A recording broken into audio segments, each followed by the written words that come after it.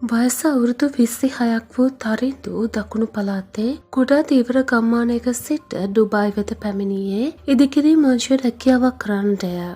Tharindu Dubai ආවේ ලංකාවේ තම මිතුරන් තිදෙනෙකුගෙන් ගත් ණය මුදලකින් වූ නිසා මාස 5ක වගේ කාලයක් අතරතුර ඔහු එම මුදල් නැවත ලබා දෙන ලෙසද පොරොන්දු වී තිබුණා. ඒ නිසා අධික රස්නේ දරාගෙන ඔහුට නිවාඩු නොගනිමින් වැඩ කිරීමට සිදු වුණා. ඔහුට පැය 12ක පමණ කාලයක් වැඩ කිරීමට සිදු වුණා. හරිහැටි කෑම වේලක්වත් නොගත් තරිඳු රොටි වැනි විවිධ සුළු ආහාරයට ගත්තේ ලංකාවේ මිතුරන්ට වූ ණය බේරීමට ඇති නිසා අම්මාට සහ නංගිට ගෙවල් කුලිය ගෙවීමට සහ ඔවුන්ට කෑමට මුදල් දැමීමට ඔහුට සිදු වූ නිසායි.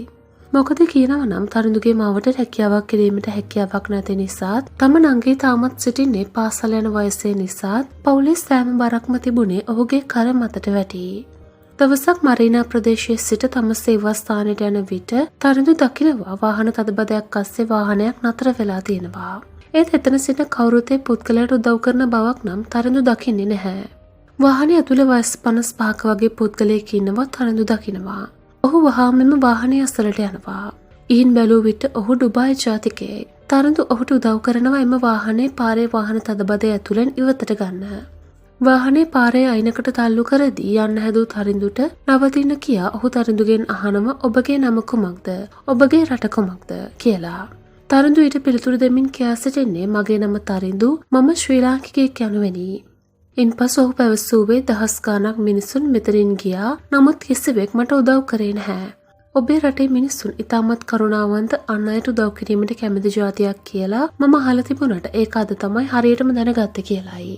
තරිඳු සිනාසි ඕක සුළු දෙයක් සර්. මම දැන් යන්නම්. මට වැඩට යන්න පරක්කු වෙනවා කියා පැවසුවා. ඊට පස්සේම ඩුබායි ජාතිකයා ඔහුගෙන් ඇහුවා ඔබ වැඩ කරන්නේ කොහෙද? මට වගේ නම් එකක් දෙන්න. මම කෝල් එකක් දුන්නම ඇවිත් මම හම්බ වෙන්න කියලා.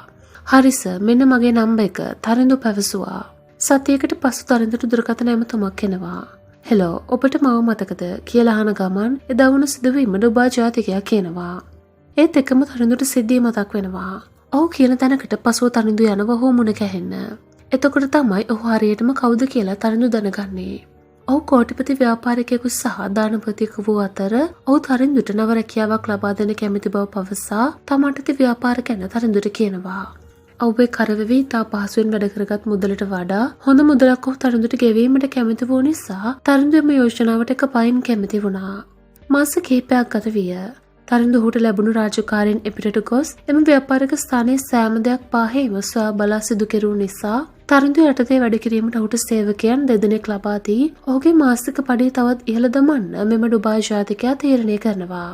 තරිඳු ඔබ වගේ ඉතාමත් අවංකව කාර්යක්ෂමව වැඩ කරන පිරිස ඉතාම අඩුයි. මට ඔබ මගේ යටතට වැඩ කිරීමට ගත් තීරණය ගැන මං ගොඩක් සතුටු වෙනවා. ඔබ හොඳ සේවකයෙක් යනුවෙන් ඔහු පවසනවා. අවුරුදු 5ක් යන විට එම ව්‍යාපාරය තව තවත් දියුණු වෙන්නට පටන් ගත්තේය. දැන් තරිඳුට අවුරුදු 32කි. ඔහු දැන් මිලියනපතියෙකි. ඒ ලොතරැයියක් ඇදීවත් ඔහුගේ වාසනාව නිසාවත් සිදු වූවක් නොවේ. ඔහු කිසිම දෙයක් බලාපොරොත්තු නොවී මිනිස්සුන්ට කළ උදව්වක් නිසායි. ඉතින් ඔබත් හැකි විට කිසිවක් නැවත බලාපොරොත්තු නොවී අනෙකාට උදව් උපකාර කිරීමට කාරුණික වන්න. කවදා හෝ ඔබ කරපු කුඩා උදව්වක් ඔබේ ජීවිතේ සම්පූර්ණයෙන්ම වෙනස් කරන්න පුළුවන්. ඉතින් මේ වීඩියෝ නරඹපු ඔයාටත් මේ වගේම නොවුනත් ඔබ කරපු යම් උපකාරයක් නිසා ඔබටත් මෙවැනි ආකාරයේ බලාපොරොත්තු නොවූ දේ සිදු වී තිබෙනවා නම් ඔබේ අත්දැකීමත් පහතින් සටහන් කරගෙන යන්න.